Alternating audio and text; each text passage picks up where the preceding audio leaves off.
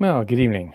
So, what I want to do is give just a bit of an update and notice on where I am on the Atlas. Um, I know in the last video I said, yeah, maybe I'll do some camo, whatever. I chose to do what I call hell camo, red, black, and gray.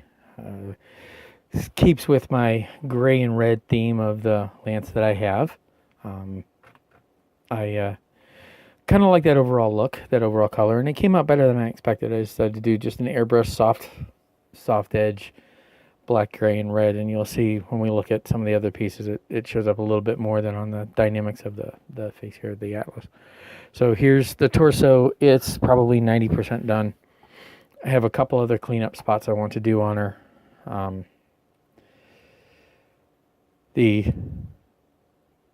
The Gauss rifle, or rather the torso, the main torso ballistic, I went ahead and magnetized. This is the autocannon with absolutely no weathering or detailing done to it, just being magnetized. Drop the magnets there. I'll just drop right in. Pop that off. Drop on the Gauss rifle because I'm a fan of Gauss rifles. A lot of people don't like them. At least I don't like getting hit with them. No, I haven't buttoned up the wires and put that away. And I also haven't, let's see if I can figure out where's my fingers. There we go. That connection isn't really making, it's just sort of, but that's what the lights will look when they light up. Switches on the back, on off, works very well. The LR44 pack is under there. It's just under a piece of tape that helps hold it in. Not really worried about making a cover for it. So once I get this finished and set in to where I'm happy, I'm ready to button this up, then I will go ahead and do that. The head will turn, gives me the overall dynamics that I want. I'm not happy with the two medium laser paint job. I will probably go back and redo those. Tried the little gem thing, but I don't like the way it came out, so I'll probably go with a deeper red and graduate it up better. Missile pack, I went ahead, put the LRM launchers, a couple little bullet pings, and side. Did a lot of scraping. Shows up a little better with that reflection. In places where there will be obvious wear. So the forearms come scraping down there, and the forearms actually have sort of a matching spots to them. Gave it a bunch of wear. The dirt and so forth on the upper torso is a little more subtle than it is on the legs. And we'll see those in a moment. But that's the rough view of the torso. Here's our arms.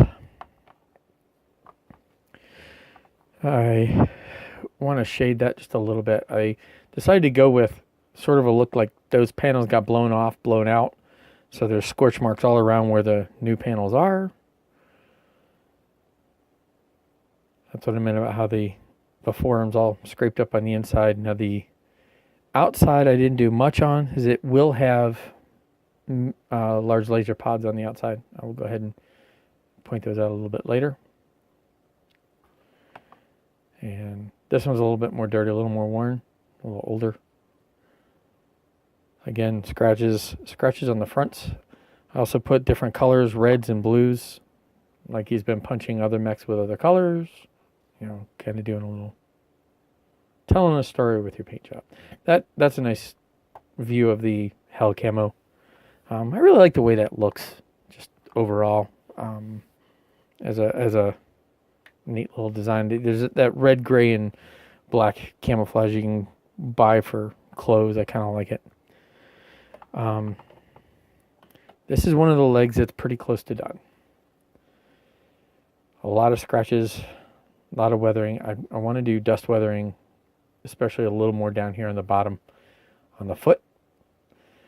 What I tried to do, again, with the weathering, I tried to tell a story with the paint job. So obviously the mech's used. It's worn. It's worn from use, but there's also wear from combat. I don't like to do a lot of score marks and bullet holes. Basically, the thought is, if you're a mech jock, you're getting that kind of damage done to your mech, you're going to get that replaced when you go back to the bay. So, which is kind of what I did with that seam there. That panel was so destroyed it got replaced. The heel piece I haven't finished yet. I have the heel piece off of both of the feet, so that I could get in and dust weather down in there. And I need to finish weathering these up and get those finished up. But that's a rough idea of what it looks like after I've done the weathering. This is what it looks like before I give her all the scratches. Dust collecting in the heavy recesses. A lot of these places where it's a little harsh, that's where there's going to be wear. The scraping actually helps soften some of that down a bit and bring it back. Use that to bring it back. Again, there's another good look at what that quote-unquote hell camo looks like. I really kind of like it. Again, it's personal preference. I imagine that folks don't, but I do. There's my foot before I do all my scraping. Again, with my heel off. And here's the basic hip torso piece. Just subtly weathered here. I'm going to have to put a little more in here. And then check to see I'm going to go with this dark metal. I haven't oil weathered this yet. I intend to. And I'll probably do the same underneath here. A lot of this stuff underneath is not going to be seen because of the angle, but I'll still do a good bit of it. So that, the drop right there. That's where those pieces drop in. Kind of hard to see unless I turn this sideways, but then you have these big black lines, so, etc. So there's that.